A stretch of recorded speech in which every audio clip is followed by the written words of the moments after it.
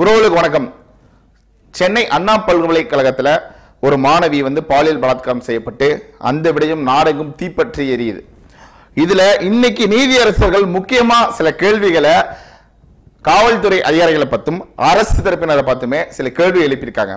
அதுல குறிப்பா சொல்றாங்க, எப்படி இந்த முதல் தகவல் அறிக்கை எஃப்ஐஆர் வெளியிலேக்காச்சு, இந்த எஃப்ஐஆரை யார் யார் பார்த்திருக்காங்க, 14 பேர் பார்த்திருக்காங்க அப்படின்னு சொல்றீங்க. அந்த 14 நபர்கள் யாரு அப்படிங்கிற கேள்வி எல்லாம் முன்னா வச்சிருக்காங்க. அது மட்டும் இல்லாது தொடர்ச்சியா அந்த எஃப்ஐஆரை படித்து பார்க்கும் பொழுதுமே அந்த பெண் மேலதான் குற்றம் சுட்டுற மாதிரி இருக்கு.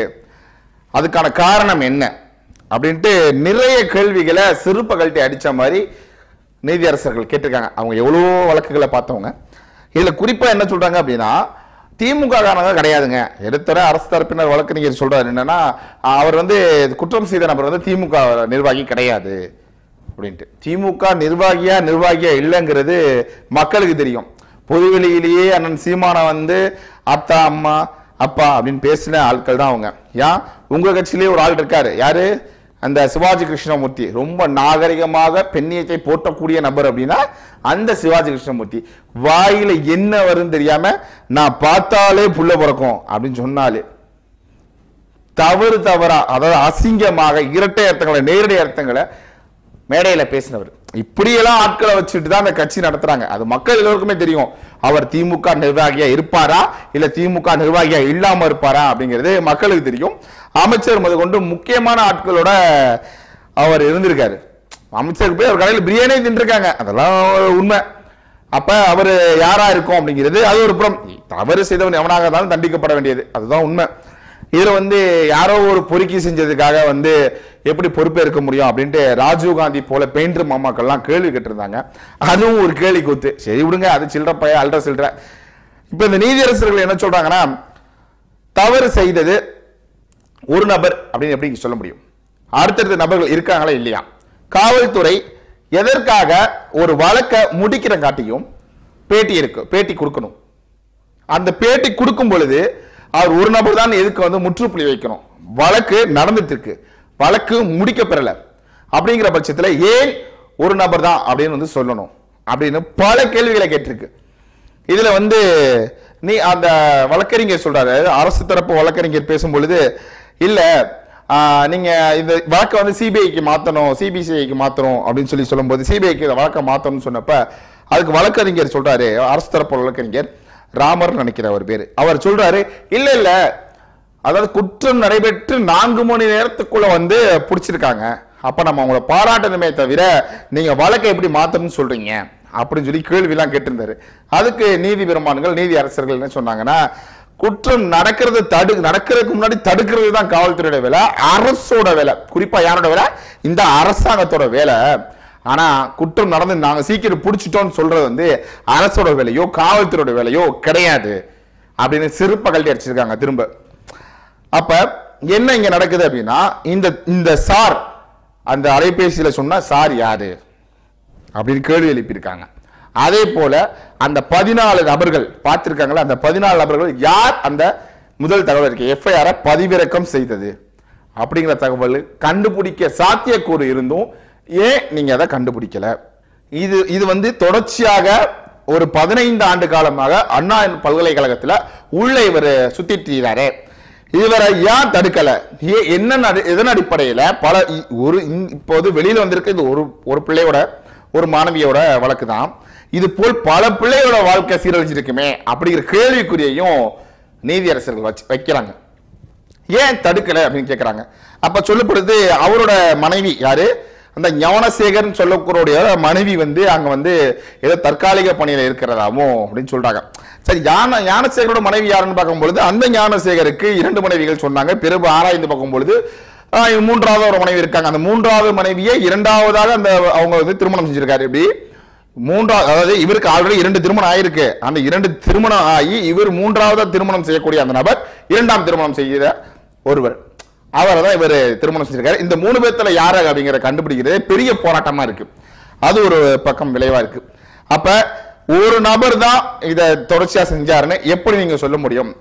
தொடர்ச்சியாக இவ்வளவு வேலைகளை செய்திருக்காங்க. 15 ஆண்டு காலமாக 10 ஆண்டு காலமாக ஒரு தனிநபர் ஒரு அந்நியர் வந்து அந்த யூனிவர்சிட்டிக்கு அதுக்கும் சம்பந்தமே இல்லாத ஒரு நபர் எதன் அடிப்படையில் உள்ள போறாரு வராரு, என்ன காரணம் அப்படின்னு பல கேள்விகள் வச்சிருக்காங்க. குறிப்பா அதுல கேள்வி கேட்கிறாங்க, கையில என்ன கட்டு, அவருக்கு வந்து கால் அடிபட்டிருக்கு, என்னமோ உடஞ்சிருக்கு, கால் உடஞ்சிருக்கு அப்படி இப்படின்னு சொல்றாங்க. அது காவல்துறைக்கு தான் வெளிச்சம், அது உடஞ்சிருக்கா இல்ல இந்த மாதிரி போட்டுக்கடா தம்பி அப்படின்னு சொன்னாங்களா, சில அந்த முக்கிய புள்ளி மாட்டாம இருக்கிறதுக்காக இவர் காலை உடைச்ச மாதிரி மீடியாவுக்கு முன்னாடி காட்டியிருக்காங்களான்னு தெரியல. ஒரு புகைப்படத்தில் எப்படி இருந்ததுன்னா, கையில வெறும் வந்து அந்த இன்சுலின் இருக்குல்ல அந்த குத்துற மாதிரி இருந்தது, அதாவது அந்த சிரஞ்சி குத்துற தான் அந்த குளுக்கோஸ் இருந்தது. ஆனா இன்னொரு இதுல பார்க்கும்போது ஒரு கைக்கு வந்து மாவு கட்டு போட்டிருக்காங்க. ஆனா அடுத்த படத்துல அந்த மாவு கட்டு இல்ல, வெறும் ஒரு பேண்டேஜ் மட்டும் தான் இருக்கு. அப்ப இது எது உண்மை? உண்மையிலுமே கால்கள் மட்டும் முடைக்கப்பட்டதா, கைகளும் முடைக்கப்பட்டதா? மன்னிக்கணும், பாத்ரூம்ல வலிக்கு உழுவும் பொழுது, கழுவையில உழுவும் பொழுது கால் மட்டும் முடையப்பட்டதா, கையும் முடையப்பட்டதா அப்படிங்கிற கேள்வியெல்லாம் நமக்கு இருக்கு. அப்ப அடுத்த புகைப்படத்துல அது இல்ல. அப்ப நீதியரசர்கள் கேட்கிறாங்க, எதற்காக கையில வந்து அவங்களுக்கு கட்டு, அப்ப என்ன நடந்திருக்கு? அப்ப இது போலதான் இது குற்றம் செய்தவரே செய்யறீங்க, இதே போல் குற்றம் செய்யாதவருக்கும் இதே தண்டனையா அப்படின்னு கேட்டிருக்காங்க. அது மட்டும் இல்லாம இன்னும் வந்து குண்டாஸ் இன்னும் ஒரு மேல போடல, எதன் அடிப்படையில் இவர் மேல வழக்கு குண்டாஸ் போடாம இருக்காங்க அப்படிங்கிற பல கால கேள்விகளை வந்து முன் வச்சிருக்காங்க. இதுக்கெல்லாம் காவல்துறையிட இருந்து சரியான பதில் இல்லை. வருண்குமார், மன்னிக்கணும் அங்க பேச்சு அருண்குமார், நம்ம காவல்துறையில இந்த வருண் இவங்கெல்லாம் உள்ள இருக்கனால நமக்கு கொஞ்சம் ஒரு தடுமாற்றம். இது போல ஆட்கள் எல்லாம் தேட மாட்டாரு யாரு, நம்மாலு. அவருக்கு வந்து அவதூறு பரப்புறவங்க, ட்விட்டர்ல பதிவு போடுறவங்க, இவங்கள மட்டும் தான் வாலண்டரியா போய் விசாரணை பண்ணுவாங்க. தமிழ்நாட்டில் எந்த மாவட்டத்தில் யார் என்ன பேசியிருந்தாலுமே ஒரு எக்ஸ் தளத்திலேயோ இல்ல ஒரு முகநூல்லையோ அல்லது இந்த வலையொலின்னு சொல்லக்கூடிய யூடியூப்லயோ யார் என்ன பேசியிருந்தாலும் போய் வழக்கு தொடுக்க போவாரு நம்ம ஐயா, காவல்துறை மதிப்பிற்குரிய பெருமதிப்பிற்குரிய ஐயா வருண்குமார் IPS அவர்கள். ஆனா இது மாதிரி வழக்குலாம் அவருக்கு திமுக ஆட்சி எதுவுமே நடக்காதது போல இருப்பார், அமைதி காத்திருப்பாரு, அது வேற. இப்ப இவர் வந்து என்ன சொல்றாரு அப்படின்னா, இந்த அருண்குமார் IPS என்ன சொல்றாங்க அப்படின்னா, இல்ல அவர் போன் வந்து ஃபிளைட் மூட்ல இருந்தது அப்படின்னு ஒரு காரணத்தை சொல்றாரு. அது மட்டும் இல்லாம அவர் விளக்கம் கொடுக்கும் பொழுது, எங்களுக்கு அதாவது கல்லூரியிலிருந்து அழைப்பு வந்தது, அதன் பிறகு இங்க இருந்த காவல்துறையினர் போய் அங்க பார்க்கும் பொழுது கல்லூரியில் அதுக்குன்னு ஒரு அமைப்பு இருக்கும், அந்த அமைப்பு சொன்ன அடிப்படையில் தான் நாங்க முதல் தகவல் அறிக்கை பண்ணோம், நாங்க வந்து நடவடிக்கை எடுத்தோம் அப்படின்னு. ஆனா அமைச்சர் பேசும்பொழுது என்ன சொல்றாருன்னா, இல்ல அந்த பொண்ணு பாதிக்கப்பட்டவங்க சொன்னதுக்கு அப்புறம் தான் வழக்கை தொடுக்கிறாங்கன்னு. அப்ப இதுவே முரணா இருக்கு, ரெண்டுமே சரியில்லை. யாரோ ஒரு நபரை பாதுகாப்பதற்காக ஏன் இந்த நாடகம் அப்படிங்கிற கேள்வியும் நீதிபதிகள் கேட்டிருப்பாங்க நினைக்கிறேன். அப்ப ஏதோ ஒரு பெரிய சம்பவம் நடந்திருக்கு. அப்ப இது போல் எத்தனை பெண்களோட வாழ்க்கையை சீரழிச்சிருப்பாங்க.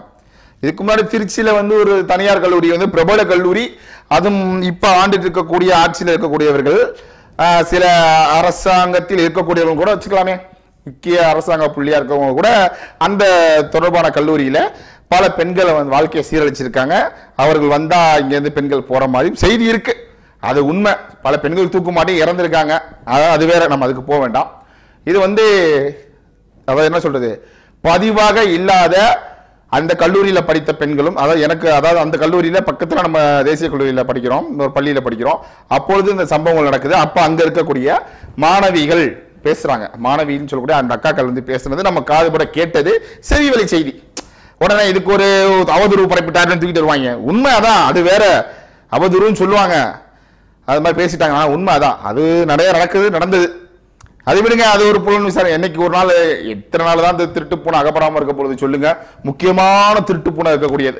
அதாவது ஆனால் இவன் திமுக நிர்வாகி அல்ல அப்படின்னு சொல்லும் பொழுதுதான் கட்சி முழுக்க ஆபாச பேச்சாளர்களை வைத்துக் கொண்டு, பாலியல் துன்புறுத்தல்களை ஈடுபடக்கூடியவர்களை வைத்துக் கொண்டு, எப்படி அப்படின்னு தெரியல. இப்போ ஒரு இடையில பாத்தீங்கன்னா, இந்த செய்திக்கு அடுத்த செய்தி, ஒரு நர்ஸை வந்து நிர்வாகப்படுத்தி 10 லட்சம் கேட்டு ஒரு திமுக கவுன்சிலர் மிரட்டினதா கூட நம்ம கேள்விப்பட்டோம், திமுக நிர்வாகி மிரட்டினதா கேள்விப்பட்டோம்.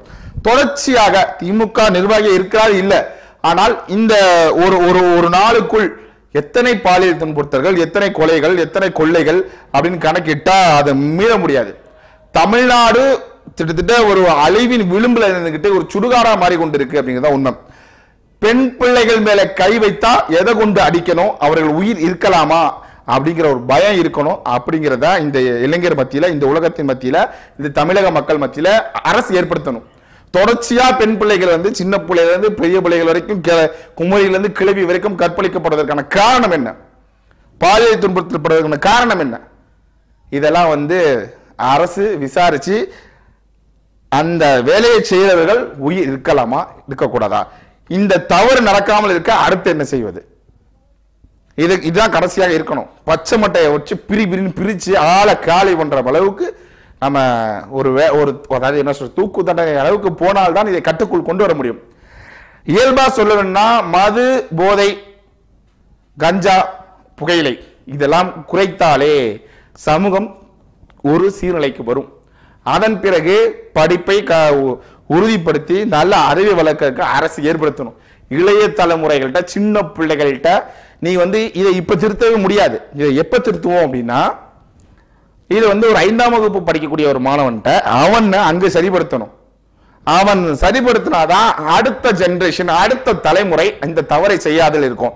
அவனுக்கு படிப்பை தவிர நல்ல படிப்பு, நல்ல சம்பளம், நல்ல உணவு, நல்ல உடை, இதை தவிர நல்ல கஞ்சா, நல்ல போதைப் பொருள், நல்ல குடி, நல்ல இழுவை, நல்ல அபீன், ஒயின் கண்ட கருமத்தையும் இந்த சமூகத்தில் கிடைக்க பெறனாலதான் இந்த தவறு நடக்குது. இதை தவிர்த்து அவனுக்கு உடை, படிப்பு, உடலுக்கு உணவு, அடுத்து அவனுக்கான வேலை வாய்ப்பு, குடும்பத்தரத்தை உயர்த்தணும் அரசு நினைச்சுச்சுன்னா இது போல் வேலைகள் இருக்காது. ஏன்னா அவனுக்கு நல்ல அறிநெறிகளை ஊட்டின பிறகு வேற எதுவுமே நம்ம ஊட்டணுங்கிற அவசியம் கிடையாது. அப்ப அரசு முதன்மையா கையில் எடுக்க வேண்டியது குற்றவாளியை கண்டுபிடிக்கிறது ஒரு புறமாக இருந்தாலும் இந்த குற்றம் நடக்கக்கூடாதுங்கிற காரணத்தை என்ன பண்ணணும் அப்படின்னா, இந்த புகையிலை பொருட்களையும் இந்த குடிபானங்களையும் ஒழித்து கட்ட வேண்டும். அதை செஞ்சா ஒழிய இந்த இது போல் தவறுகள் நடக்காதில் இருக்கும். மது போதையில, குடி போதையில, கஞ்சா போதையில யாரை எங்க பிடிச்சி இழுக்கணும் எந்த இளவும் தெரியாம, தன் வீட்டு பெண்களும் இருக்காங்கிற ஒன்னும் தெரியாம இந்த வேலையை தொடர்ச்சியாக செய்வதற்கு காரணம் அரசு. அரசு இதை தவிர்த்தால்தான் இது போல் சம்பவங்கள் நடக்காம இருக்குமே தவிர இல்லை என்றால் கண்டிப்பாக நடக்கும். அதனால அரசு இதை கவனத்தில், இந்த அரசு செய்யாது, மக்கள் அதை நாம யாரை தேர்ந்தெடுக்கணும், நம்ம எதை செய்ய வேண்டும்ங்கிறது உணர வேண்டும். மக்களுக்கு இதை மறக்கடிக்கப்படலாம். 5000, 6000, 10,000 ஓட்டுக்கு வாக்குக்கு பணம் கொடுத்து இதை மறக்கடிக்கப்படலாம். ஆனால் மக்கள் இதை மறக்கக்கூடாது. மக்கள் மறக்காம இருக்கிறதுக்கு எங்களை போல ஆட்கள் நினைவுபடுத்த வேண்டிய கடமையில இருக்கும். அதனாலதான் ஒவ்வொரு முறையுமே ஒவ்வொரு காலையிலும் சொல்றோம், உனக்கான ஆட்களை நீ தேர்ந்தெடுக்காத காரணத்தினால்தான் இது போல் சம்பவங்கள் நடக்கின்றன அப்படின்னு சொல்றோம்.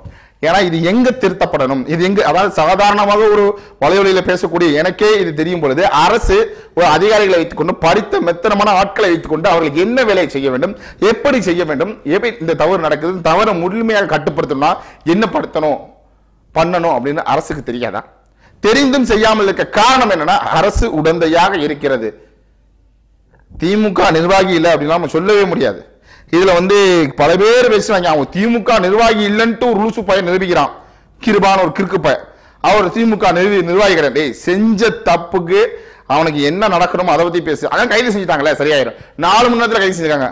உங்களுக்கு சிறப்பான ஆட்சி, இரும்புகரம் கொண்டு காவல்துறை கட்டுப்பாடுல வைக்கக்கூடிய ஐயா விடியல் ஆட்சி, திராவிட மாடல் ஆட்சியில தவறே நடக்காதுன்னு சொன்ன வெண்ண இங்க என்ன மயிரிடா நடந்திருக்கு அப்படின்னு நம்ம கேள்வி கேட்கக்கூடிய சூழல்ல இருக்குல்ல. அதெல்லாம் விட்டு அவன் திமுக காரன் இல்லைன்ட்டு அவன் சொம்படிச்சு செஞ்சிருக்கான். யாரு? இந்த கிருபா, அந்த யூடியூப் ப்ரொடக்ஷன் கண்ட நாய்ங்க. அப்ப இந்த மக்களை எப்படி வச்சிருக்காங்க, எப்படி பயன்படுத்துறாங்க, எத்தனை வாடகை வாய்களை வச்சிருக்காங்க அப்படிங்கிறதெல்லாம் உணர வேண்டியது யாரோட கடமை அப்படின்னா மக்களாகிய உங்களோட கடமை, என்னோட கடமை, நம்மளோட கடமை. இது போல் குற்றம் நடக்காம இருக்க என்ன செய்யணும் அப்படின்னா சரியான ஆட்களை நம்ம தேர்வு செய்யணும். இந்த அரசு சத்தியமாக செய்யாது. சின்ன விடயம், சிறு பிள்ளையில இருந்து திருத்து, 5 விளையாது 50 விளையாது, இந்த பழமொழி தான், வேற ஒண்ணுமே கிடையாது. இதை செய்ய முடியுமா? இந்த அரசு இதை செய்யுமா? சின்ன பிள்ளைக்கு என்னென்ன சொல்லிக் கொடுக்கணும், அந்த 5 வயதில் இருக்கக்கூடியவனுக்கு என்னென்ன கிடைக்கணுங்கிறத சொல்லுமா? அங்கு அதுக்கு சரியாக செய்து விட்டால் இங்க இது நடக்காது. இது அரசாங்கத்தோட தவறுதானே தவிர இல்லைன்னு சொல்ல முடியாது. அவர்கள் கொடுத்த நம்பிக்கை, அவர்கள் கொடுத்த தெம்பு, அதனால ஒரு ரவுடிசம் பண்ணிட்டு பாலியல் பலாத்காரம் பல வழக்குகள் இருக்கும் பொழுது அமைதியா காத்தது நீதியரசர்கள் சரியான கேள்வி கேட்டிருக்காங்க. இதுல என்னைக்காக இருந்தாலுமே நம்ம நீதியின் பிடியில தப்ப முடியாது. இந்த மதிப்பு அளிக்கக்கூடிய நம்ம பெரிய நீதிகளை நீதிமன்றங்களையும் நம்ம பெரிய கடவுளை போல நம்ம நம்புறோம். ஏன்னா சரியான நீதி கிடைக்கும் அப்படின்னு. ஆனா தொடர்ச்சியா இந்த தமிழ்நாட்டில் பாத்தீங்க அப்படின்னா ஜாபர் சாதி கொலைக்கா இருக்கணும், திமுகல இருந்து யாரெல்லாம் பாதிக்கப்பட்டதா சொல்லி ஒரு வழக்கு இருக்கோ அந்த நீதி அரசர்கள் அதுல இருந்து ஓய்வு பெற்றுறாங்க, அதுல இருந்து விலகிடுறாங்க. அதற்கான காரணம் என்ன? யார் அங்கு அழுத்தத்தை ஏற்படுத்துகிறார்? அங்கு என்ன விலை பேசப்பட்டது? அப்படிங்கிற நோக்கமும் இருக்கு. அதே போல இந்த வழக்கம் என்ன நிலைக்கு போக போகுது அப்படின்னு தெரியல. இதை திசை திருப்பு விதமாக தெரிந்தோ தெரியாமலோ அண்ணாமலை ஒரு கோமாளித்தனத்தை செய்ததன் காரணமாக அதன் விளைவாக அத்தனை மீடியாக்களும் எப்படி வெளியே வந்ததை விட்டு அண்ணாமலை 6 சவுக்கடிக்கு பதில் 8 அடி சவுக்கடி கொடுத்து விட்டார். அவர் பயன்படுத்திய சவுக்கு உண்மையான சவுக்கு அல்ல, இது வலிக்காத சவுக்கு, இது தேங்காய் நாரால் செய்யப்படாத சவுக்கு. இதெல்லாம் என்ன பேச்சு? வெக்கமா இல்ல? இதெல்லாம் கேவலமா இல்ல? இந்த ஊடகம் எதை செய்யணும் தெரியல. அவரு தான் ஏதோ போய் லண்டன்ல படிச்சுட்டு இப்பதான் கொஞ்சம் அறிவு இருக்குன்னு நினைச்சோம், திடீர்னு பார்த்தா மங்குன மாதிரி ஏதோ ஒரு வேலை செய்யறாரு. அது அவருடைய நிலைப்பாடு, அவரோட கடவுள் நம்பிக்கை இருந்துட்டு போட்ட ஒரு புறம். ஆனால் இதன் போல நேரத்தில் இந்த வேலையை செய்யறதுனால எல்லா பயிலும் ஒன்னையே பிடிச்சி தொங்கிட்டு இருக்காங்க. உண்மையை வராம இருக்க காரணம் என்ன? தாங்கள் ஒரு ஐபிஎஸ் அதிகாரி அப்படிங்கும் பொழுது நீங்க எப்படி நடந்துக்கணும்? அப்ப ஒண்ணுக்கு ஒண்ணு முரண்பாடு கிடையாது. இதே போல தமிழ்நாட்டில் நடந்துச்சு, ஐயா சவுக்கடி கொடுத்தாரு. மணிப்பூர்ல நடந்துச்சு, அதுக்கு முன்னாடி எங்கெங்கேயும் நடந்துச்சு. அப்ப ஐயா என்ன பண்ணாரு? அப்ப இந்த கேள்வி எல்லாம் இருக்குல்ல, சரி அடிமைப்பட்ட மக்களுக்கு பேய்கள் ஆட்சி, அதுல என்ன நீதி கிடைக்க போகுது அப்படிங்கிற மாதிரி தான். அதே நீதியரசர்கள் அதை நம்புறோம், அந்த வேலையை சரியா செஞ்சு உண்மையான குற்றவாளிய தண்டனை வாங்கி கொடுப்பாங்க அப்படின்னு நம்புறோம். நன்றி.